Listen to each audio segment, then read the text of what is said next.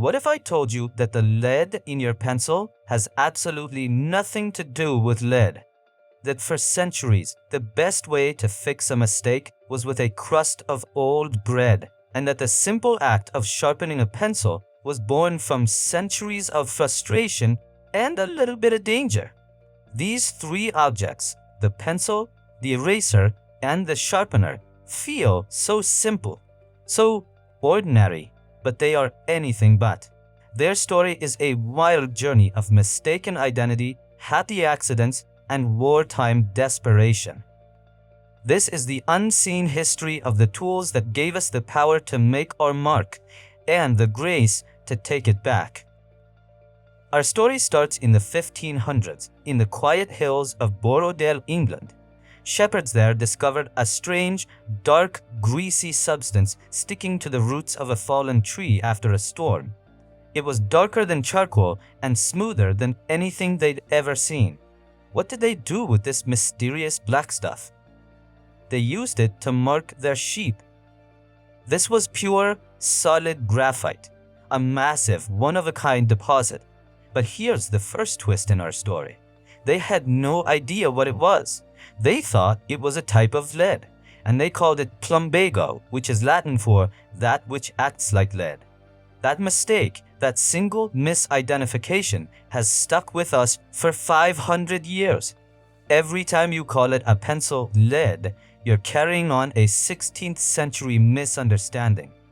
At first, people just wrapped chunks of this Borrowdale graphite in string or sheepskin. It was messy, but it worked. The English crown quickly realized how valuable this stuff was, not just for writing, but for lining the molds for cannonballs. It was a strategic military asset. The mine was armed, guarded, and its export was tightly controlled. For nearly 2 centuries, England had a global monopoly on the best pencils in the world. And then Napoleon happened. During the Napoleonic Wars, France was cut off from English graphite. You can't run an army or a government without a way to write. So Napoleon tasked one of his own officers, a brilliant scientist and inventor named Nicolas-Jacques Conté, with a mission: create a pencil without English graphite. Conté was a genius. He figured out that if you pulverize low-quality graphite, mix it with wet clay, shape it into sticks, and then bake it in a kiln, you get a pencil core. It worked perfectly. And here's the best part. By changing the ratio of graphite to clay, he could control the hardness. More clay meant a harder, lighter line. More graphite meant a softer, darker line. This is the origin of the H&B grading system we still use today. H for hard, B for black. All thanks to a French war effort. But what about the design? The iconic yellow hexagonal pencil. That's an American story. In the 1800s, American manufacturers like Thoreau, yes, that Thoreau's family, and later Joseph Dixon, industrialized pencil making. They invented the machines that glued the slats together, making pencils accessible to everyone. The hexagonal shape was chosen because it was comfortable, and more importantly, it stopped the pencils from rolling off slanted desks. So, why yellow? For a long time, pencils came in all sorts of dark, unpainted colors. But in 1889, a company called Koh-I-Noor introduced a new luxury line of pencils. To make them stand out, they needed a premium color. At the time, the very best graphite in the world came from China.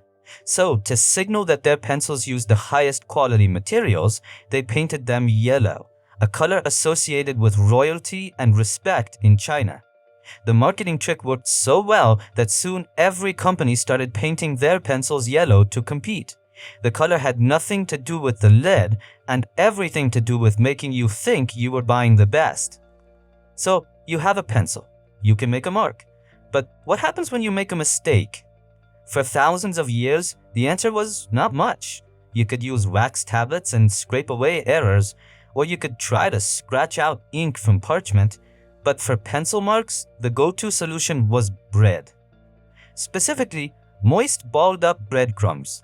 It sort of worked, The gluten in the bread is slightly sticky and could lift the graphite particles, but it was also terrible. It was messy, it smeared, it rotted, and it probably attracted mice to your desk.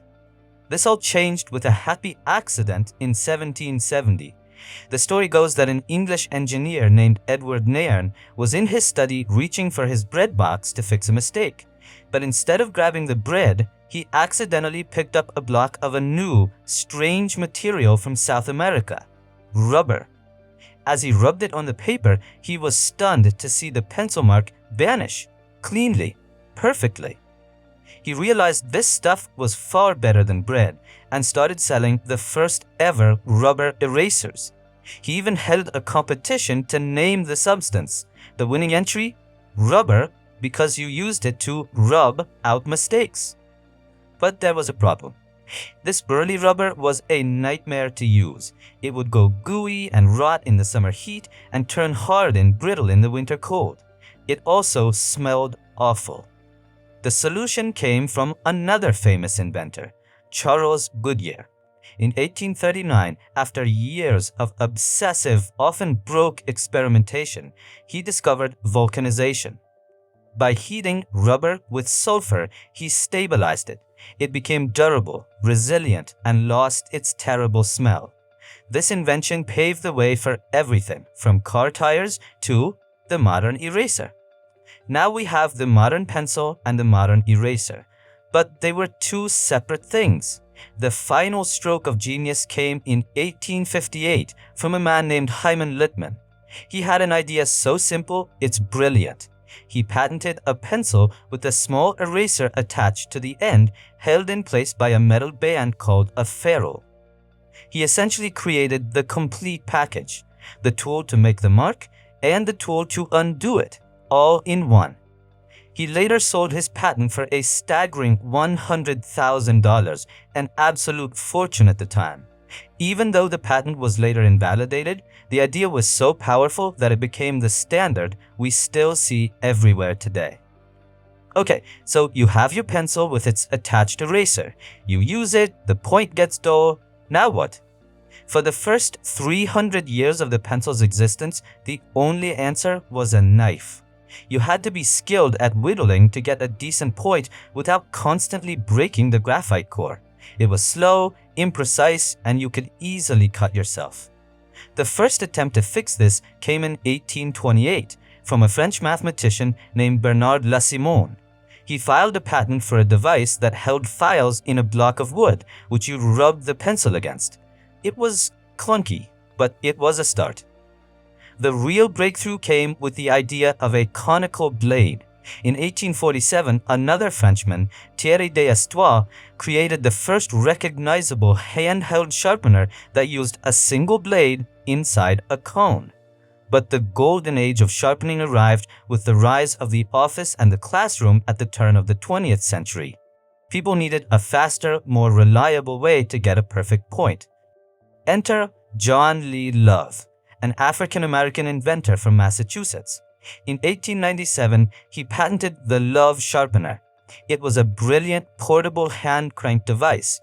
You'd put the pencil in, turn the crank, and the shavings would be neatly collected inside the device.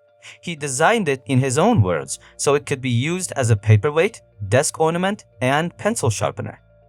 Around the same time, the iconic wall-mounted classroom sharpener appeared.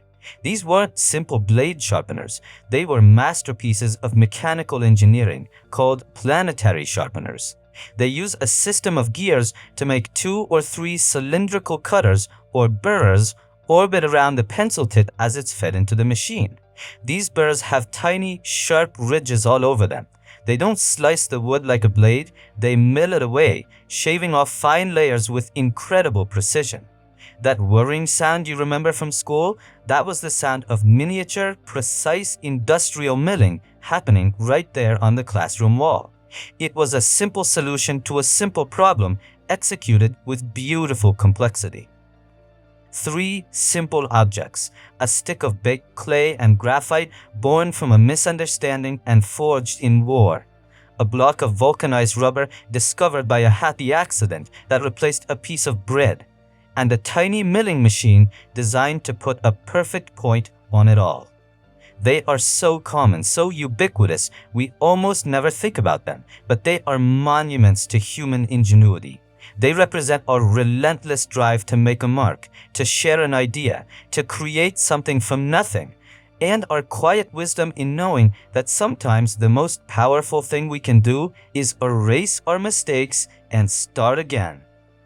They are the perfect trio, the classroom companions that taught us all how to think on paper.